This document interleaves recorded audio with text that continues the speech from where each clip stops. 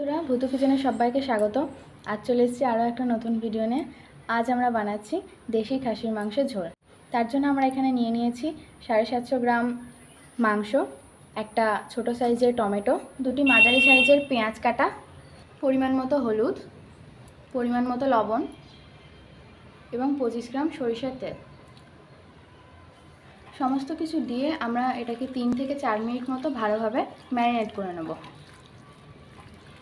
প্রায় 3 থেকে 4 মিনিট আমরা এটাকে ম্যারিনেট করে নিয়েছি। এখন এটাকে আমরা ঢাকা দিয়ে প্রায় 30 মিনিট মতো রেস্টে রেখে দেবো। এখন আমরা মশলাটা রেডি করে নিচ্ছি। তার জন্য আমরা এখানে নিয়ে নিয়েছি পরিমাণ মতো শুকনো লঙ্কা, 1 চামচ গোটা জিরে, 1 চামচ আদা কুচি, 2 চামচ রসুন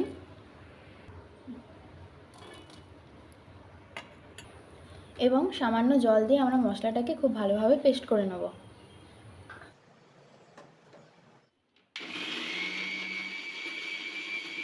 মাংসের ঝোলে আলু দেওয়ার জন্য আমরা 3টি বড় সাইজের আলু এইভাবে টুকরো করে কেটে নিয়েছি। এখন আমরা আলুগুলিকে ভেজে নেওয়ার জন্য ওভেনে কড়াই বসিয়ে দিয়েছি এবং তাতে তেল দিয়ে দিচ্ছি। তেল গরম হয়ে গেছে। এবার আমরা একে একে কেটে রাখা আলুগুলি এতে দিয়ে দিচ্ছি। এতে পরিমাণ মতো হলুদ এবং পরিমাণ মতো লবণ। এখন আমরা এটাকে ভালোভাবে নেড়ে চেড়ে ভেজে নেব। আলুগুলিকে খুব ভালোভাবে লাল লাল করে ভেজে নিয়েছি। এখন আমরা এগুলিকে তুলে নেব। সমস্ত আলুগুলিকে তুলে নেওয়া কমপ্লিট। এখন আমরা ওই তেলের মধ্যেই দিয়ে দিচ্ছি শুকনো লঙ্কা, গোটা গরম মশলা এবং তেজপাতা ফোড়ন। এগুলিকে একটু নেড়েচেড়ে ভেজে নিয়ে দিয়ে দেবো জিরে। ফোড়নগুলি ভালোভাবে ভাজা হয়ে গেলে আমরা দিয়ে দেবো ম্যারিনেট করা মাংস।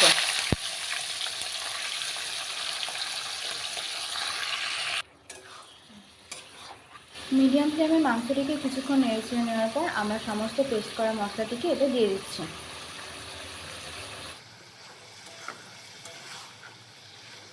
এরপর দিয়ে দেবো পরিমাণ মতো লবণ, পরিমাণ মতো হলুদ,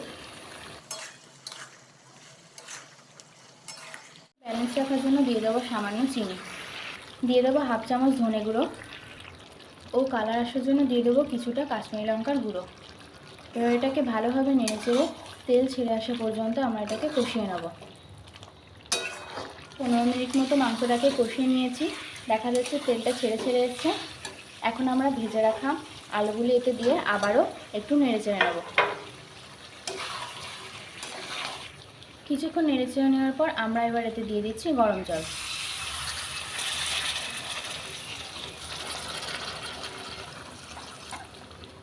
গরম জলটা দেওয়ার পর আমরা এটাকে আরও 10 থেকে 15 মিনিট ফুটিয়ে নেব। এখন আমাদের মাংসের ঝোল প্রায় রেডি। শেষে আমরা গরম মশলা বাটা দিয়ে এটাকে নামিয়ে নেব।